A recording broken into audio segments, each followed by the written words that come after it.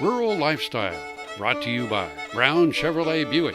In Wamego, just a short drive down the yellow brick road. I think most cattlemen know about wild cattle they've encountered or some wild and crazy critter that they've met along the way. All of us old stockmen have stories to tell, but with livestock, you never know. This poem is entitled Wild Cattle.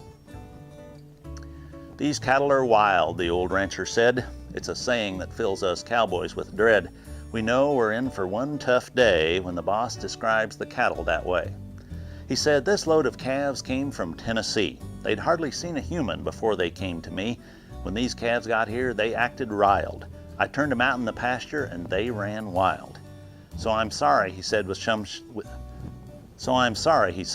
chagrin, but it's time to gather these wild cattle in. The boys saddled up and we dispersed across the pasture, fearing the worst. I rode out to the west on a mere hunch and found those calves grazing all in a bunch. But when they spotted a horse and a man, those wild cattle all turned tail and ran. They ran straight toward the loading pens and then ran to the trailer and ran right in.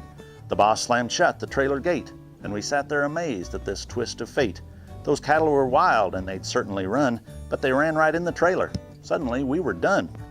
We looked at each other in disbelief at the ease with which we loaded that beef.